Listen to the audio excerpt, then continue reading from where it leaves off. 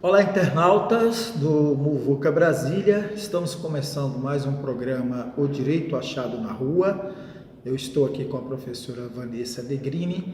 Ela é doutora em comunicação e também é especialista em direito dos animais. E é justamente esse tema que nós vamos conversar com ela. Informando antes que o nosso programa ele também é transmitido pela Rádio Web Sapicuá, para todo o Brasil em podcast. Professora Vanessa, como vai? Tudo bem? Olá, obrigada pela oportunidade de participar do Muvuca com esse tema que é a motivação da minha vida. Muito bom. O que é direito animal dos animais, professora?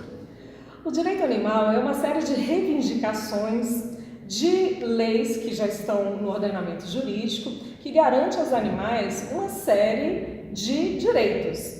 Mas para além das leis, para nós que somos pesquisadores do direito achado na rua, nós olhamos para o direito animal e vemos um movimento de reivindicação dos movimentos sociais. Então, para além do que está nas leis, na Constituição, o direito animal é aquilo que a gente ainda vai conquistar por meio do movimento reivindicatório das ruas.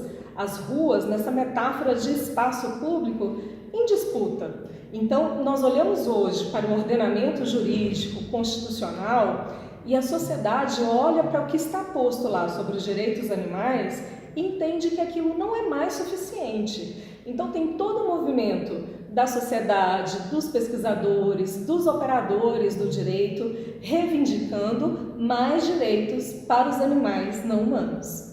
Professora, a senhora está falando aí, eu estou tentando fazer uma separação de três tipos de animais. Se estiver correto ou não, a senhora me corrige, por favor. Mas eu estou entendendo, por exemplo, os animais domésticos, os animais selvagens e os animais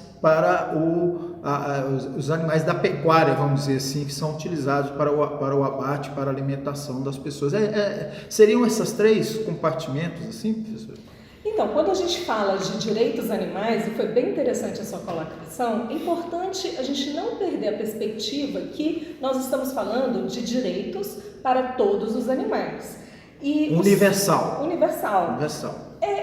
O que acontece? O ser humano, ele tem mania de colocar tudo em caixinha, né? Ele tem mania de compartimentar tudo. Exatamente. Então, da mesma forma que no relacionamento pessoal, a gente coloca num nível de consideração especial homens, brancos, héteros, a gente deixa lá numa caixinha e dá para esse grupo algum nível de consideração, perfeito? Exato. Aí em outra caixinha a gente coloca mulheres, negros, pobres, é outra caixinha que a gente olha de outra forma diferente. Exatamente. O ser humano não tem essa mania de colocar em caixinhas? Exatamente. Quando a gente passa para os animais, quando a gente fala de direitos animais, a gente também reproduz essas caixinhas.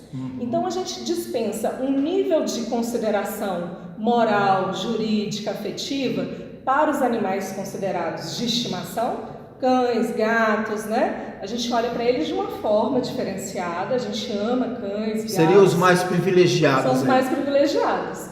E para os animais, né, que a gente considera animais de produção, a gente tem um olhar diferente. A gente olha para boi, vaca, galinha, peixe, a gente olha e vê um pedaço de bife. Qual é o nome? Isso tem um nome. Qual é o nome que a gente dá para isso? Especismo. E uma analogia ao racismo. O racismo não é aquela ideologia que faz a gente achar que pessoas brancas têm mais direitos que pessoas negras? Da mesma forma, o especismo é aquela ideologia que faz com que a gente ame cães e gatos e continue comendo os outros animais. E em relação aos selvagens? Todos eles estão no escopo de discussão quando a gente fala dos direitos animais. E é muito interessante porque recentemente foi aprovada uma lei, essa lei veio da Câmara dos Deputados, tramitou lá por vários anos, foi aprovada, chegou no Senado Federal, uma lei que ficou conhecida como Animal Não É Coisa. E quando ela veio da Câmara dos Deputados, ela veio falando os animais, ou seja, os animais não humanos, são seres sencientes. E dizendo que eles são sujeitos de direitos sui generis. O que isso significa? Significa que amanhã eu não posso mais comer carne? Amanhã eu não posso mais matar um animal? Amanhã eu não posso caçar um animal? Essa lei não diz isso. Essa lei só reconhece aquilo que é o óbvio, que animal sente, que animal não é uma coisa. Porque hoje, no ordenamento jurídico, se você pegar o Código Civil, o animal é considerado equiparado a coisa, uma mesa, uma cadeira, né, a um celular. Até então era assim. Quando chegou no Senado Federal, esse projeto que vinha muito bem amarrado e que não fazia distinção entre os tipos de animais, só falava o animal não humano é um ser senciente, reconhecendo a sua natureza biológica, a sua natureza emocional, né? E dizendo que deveria ter um rol de direitos. Não diz quais direitos são esses, mas diz que ele sente que tem direitos. Quando chegou no plenário do Senado, houve uma emenda modificativa que restringiu esses direitos. Ou seja, no plenário do Senado Federal falou, beleza, o animal é um ser senciente, ele tem lá a sua natureza biológica, emocional, e colocaram um artigo falando essa lei não se aplica aos animais de produção, aqueles utilizados para fins científicos e nem aqueles utilizados em atividades ditas culturais. Rodeio, vaquejada, né? Que é um absurdo. Você não pode, é inconstitucional, você não pode criar ou aumentar distinções para seres da mesma natureza. Então você não pode chegar e falar, olha, esse animal é senciente, esses aqui não são seres sencientes. Com essa modificação, com essa emenda aditiva que sofreu no Senado, esse projeto agora volta para a Câmara dos Deputados, onde a ação dos movimentos sociais, dos pesquisadores, das ONGs, dos ativistas independentes será para a derrubada dessa emenda. Porque, afinal de contas, todo animal sente. Afinal de contas, todo animal é um ser senciente. E essa lei só diz isso, não estou dizendo que quais são os direitos decorrentes disso. Isso é trabalho de uma vida, é coisa que vai ser construída com as novas leis que serão aprovadas, né, com os movimentos reivindicatórios dos movimentos sociais, da sociedade. Né? São as pessoas que vão ter que reivindicar e fazer aprovar os desdobramentos desse reconhecimento. Eu reconheço que o animal sente, eu reconheço que ele conscientemente sente fome, alegria, prazer, emoção, medo. O que eu faço com esse reconhecimento? O que vai ser daqui para frente? Quem vai dizer vai ser a gente, eu, você, toda a sociedade, que vai mobilizar, pressionar o Congresso para que essas novas leis sejam aprovadas. É trabalho para uma vida. E a senhora, professora, qual é a sua opinião sobre quais questões deveriam constar nesse ordenamento jurídico a favor dos animais? Eu, assim como todos os ativistas, né, que lutam realmente pelos direitos de todos os animais, temos, óbvio, né, é legítimo e tem ativistas que lutam por alguns animais, são aqueles ativistas que se dedicam apenas à luta pelos animais domésticos, animais pets, né? Eu faço parte de um grupo de ativistas, de um grupo de organizações que lutam pelos direitos de todos os animais. Então, eu acho que para manter a coerência, manter a justiça, realmente o nosso trabalho vai ser para derrubar essa emenda aditiva que foi aprovada no plenário do Senado, restabelecer o texto original que veio da Câmara dos Deputados, reconhecendo a senciência animal para todos os animais. É só isso que essa lei diz.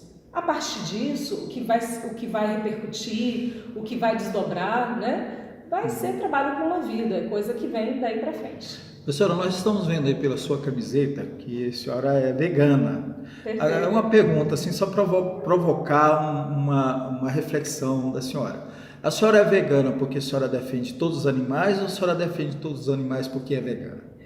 É um dilema, né? Então, essa história com o veganismo começou ainda muito cedo. Eu tinha 9 anos de idade quando eu vim matar um porco.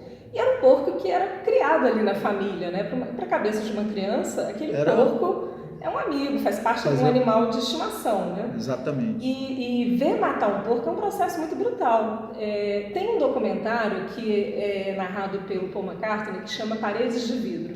E Paul McCartney, ele abre esse documentário falando, se os abatedouros, né, se os matadouros tivessem paredes de vidro, o mundo seria vegano ou vegetariano. Não lembro exato o que ele fala.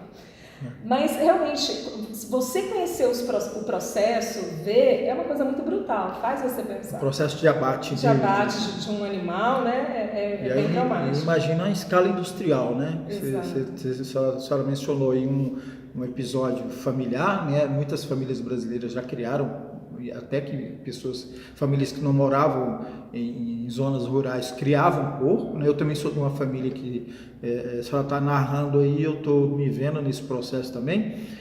Agora imagina na escala industrial, né? A brutalidade que deve ser, né? O processo da indústria da exploração animal, ela eleva em muito sofrimento. Porque uma coisa é a criação feita nas fazendas, as criações que eram feitas no Brasil de antigamente, em pasto livre, né? Você considera ali que o animal tinha um mínimo de qualidade de vida até o momento de ser abatido. Ele vivia livre, podia exercer algum comportamento natural da sua espécie, bois, vacas, galinhas. E interessante que esse imaginário fica no inconsciente coletivo.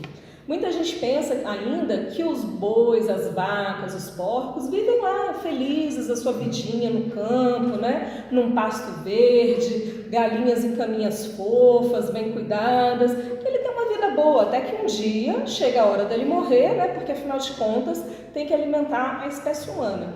Isso é muito forte no nosso imaginário popular. Só que os processos capitalistas da indústria da exploração animal eleva muito o sofrimento. Esse animal, ele deixa de viver a sua vida minimamente natural. Ele é só um insumo. Ele vive em ambientes confinados, não exerce as suas características naturais, né? Galinhas vivem em espaços de confinamento no tamanho de uma folha 4. Ela passa a vida inteira ali sem poder levantar as asas, né? É um nível de estresse tão grande que os bicos têm que ser cortados assim que os pintinhos nascem, né? As porcas, né? As porcas que servem para a reprodução dos animais, vivem em gaiolas de gestação, que é praticamente o espaço do seu corpo. Então ali ela não pode virar, se movimentar, exercer qualquer comportamento natural. Então isso tudo é uma conta matemática. Quantos bois eu consigo colocar dentro dessa sala? Quantas galinhas eu consigo colocar nessa fileira aqui? É um processo, é uma conta matemática que não se preocupa com o bem-estar desse animal, não tem uma mínima preocupação com o bem-estar desse animal. E nesse processo também de produção industrial, vem os perigos, né, dos hormônios, dos químicos que são injetados nesses animais, que são oferecidos para consumo desses animais, que acabam também, né, vindo para acarretar problemas para a saúde humana também, né? Você tocou num aspecto muito interessante. Quando a gente fala de direitos animais, na verdade, nós também estamos falando e defendendo os direitos dos animais humanos. Tratar de direitos animais é tratar também dos direitos das pessoas.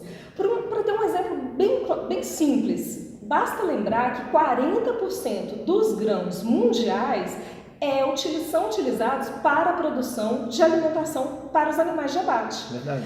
Para você produzir 1 quilo de proteína animal, ou seja, 1 quilo de carne, você precisa gastar 6 quilos de proteína vegetal. Então imagina, se todo esse alimento, se eu pegasse esses 6 quilos de proteína animal e utilizasse diretamente na alimentação humana, tinha muito mais oferta de alimentos para todas as pessoas. Então a gente tem aí um país, um planeta que a gente ainda tem pessoas sofrendo com fome, né, com escassez de alimentos. Então quanto mais pessoas comendo carne e numa quantidade tão grande, nunca se comeu tanta carne quanto agora, né, nós teremos menos oferta de alimentos para toda a população mundial. E o que a gente está vendo atualmente? O que está sendo notícia atualmente no Brasil? As queimadas, não é isso? Exatamente. Os desmatamentos. Quem é que faz essas desqueimadas? Para que são feitas essas queimadas? Para pecuária. Exatamente. Então, assim, quanto maior a quantidade de pasto, né? Quanto maior a quantidade de bois, mais áreas de florestas teremos que desmatar, mais queimadas. Isso afeta diretamente a quem? Ao ser humano. E afeta também, né, professora? A gente viu aquela imagem do tamanduá, de outros animais morrendo. Os animais silvestres. Os animais silvestres. Então, assim, o seu bife, ele não chega inocente, tem o sangue, tem a vida desse animal que foi diretamente morto nesse processo produtivo, após uma vida de sofrimento, uma vida miserável em confinamento, num processo produtivo que afasta todo o comportamento natural desse animal. E esse bife chega sujo também de sangue desses animais que são mortos indiretamente pela queimada, pelo desmatamento, para dar lugar a essas novas áreas de pastagem. E outra coisa, vamos lembrar da questão da água. Carne, se eu falar para você, vamos parar de comer carne, muita gente vai falar, não, é difícil, eu tenho dificuldade, né, de parar de comer carne, eu sinto muita falta. Mas uma coisa é sentir falta, uma coisa é você gostar muito e achar que não vai conseguir. Mas uma coisa é a necessidade. Você precisa de carne animal para sobreviver? Não. Tem milhares de veganos e vegetarianos no mundo inteiro que mostram que é possível ter uma vida normal sem a proteína animal. E água? Se eu falar para você, vamos amanhã parar de beber água? Quantos dias o ser humano consegue viver sem água? 3 dias, é isso? Não sei quantos dias. Então, assim, você não sobrevive sem água.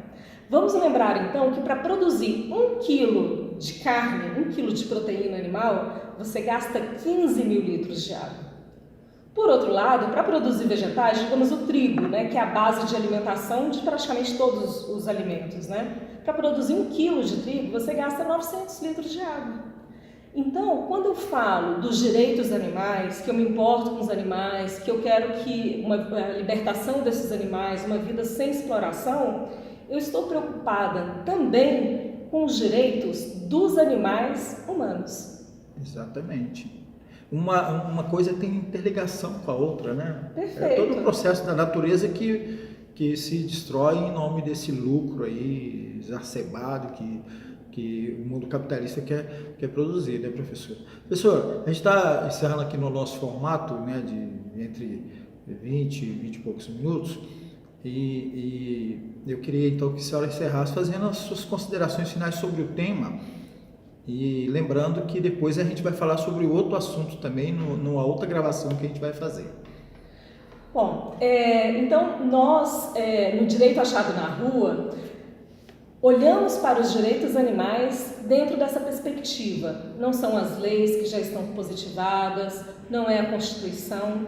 Olhamos para o direito animal na perspectiva de reivindicação dos movimentos das ruas. Se você, eu, a população, a sociedade, olha para o que está posto e não se conforma com o tratamento, com a forma que hoje tratamos os animais não humanos, então a hora é da reivindicação social. Esses direitos são construídos, são consolidados nesse movimento reivindicatório da ação dos movimentos sociais, dos ativistas, das pessoas que olham para os direitos animais e não concordam com a situação que está.